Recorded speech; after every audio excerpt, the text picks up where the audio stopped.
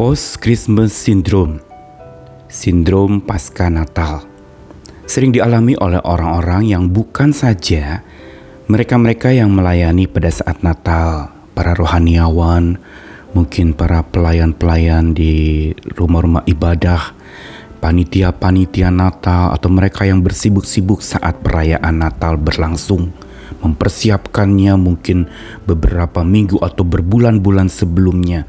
Dan post-Christmas syndrome adalah sebuah sindrom kelelahan di mana seseorang sudah menjadi begitu sibuk oleh Natal dan mengalami sebuah kondisi yang seperti patah semangat dan menjadi lemah. Tetapi post-Christmas syndrome juga dialami bahkan oleh dunia ini, yaitu ketika masa-masa Natal atau musim Natal itu sudah berlalu. Biasanya memang menurut orang-orang yang bergerak di dunia dagang, Desember itu masa panen.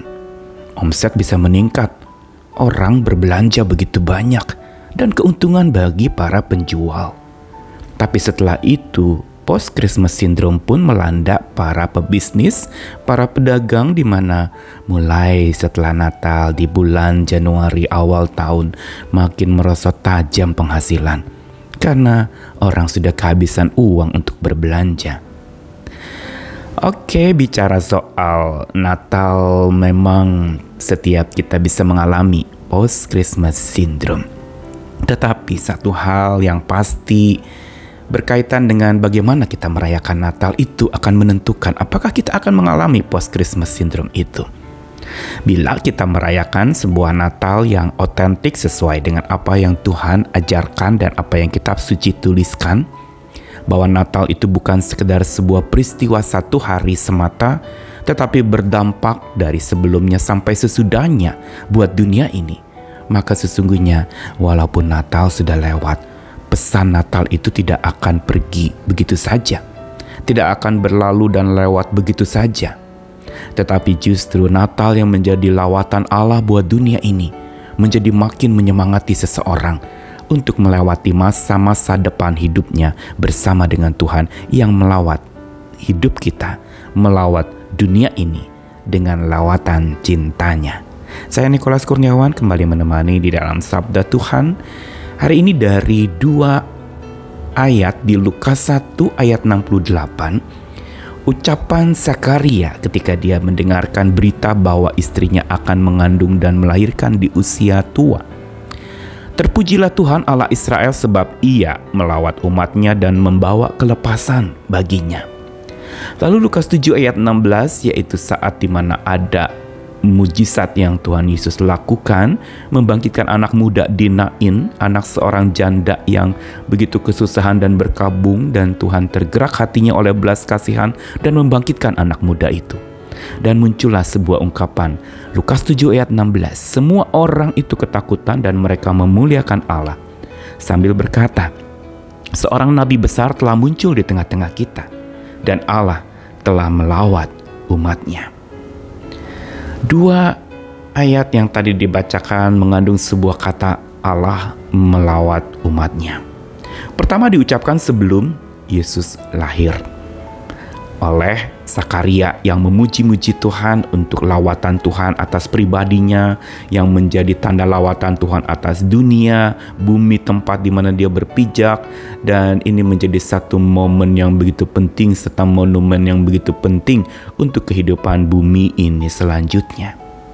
Tetapi Lukas pasal 7 ayat 16, tulisan Allah telah melawat umatnya muncul setelah Yesus lahir beberapa tahun kemudian ketika Yesus sudah mulai melayani.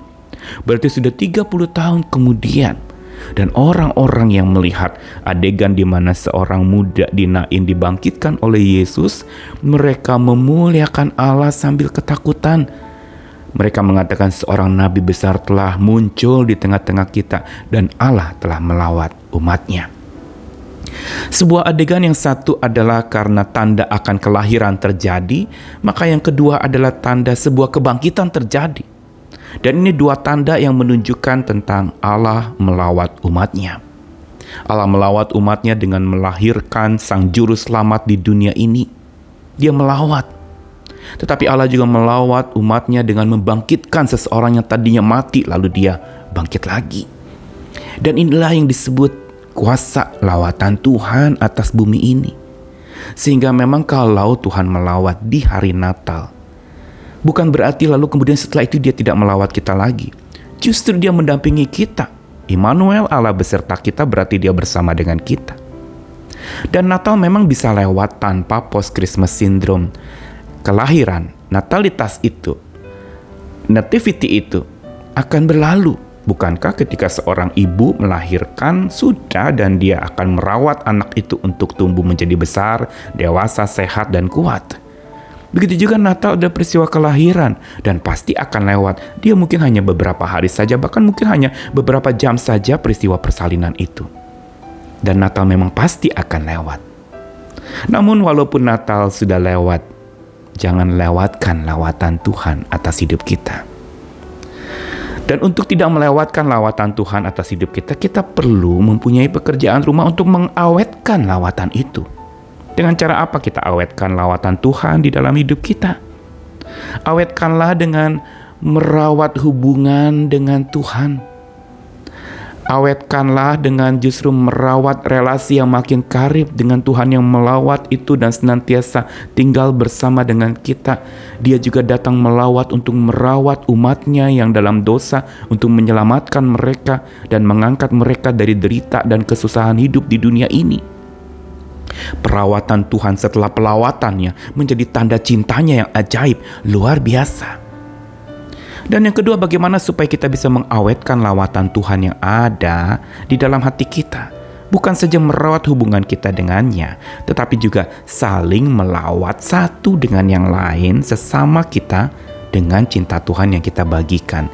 Ini yang menyebabkan lawatan cinta Tuhan jadi awet dalam hidup kita, dan bukan saja dalam hidup kita, kita tularkan, kita sebarkan kepada orang lain. Dan mereka juga mengalami lawatan Tuhan lewat cinta kita bagi mereka. Karena itu supaya tidak mengalami post-Christmas syndrome, teruslah beri dirimu dilawat oleh Tuhan, jalinlah hubungan yang karib dengan Tuhan, rawatlah hubungan itu, dan lawatlah sesamamu dengan cinta Tuhan.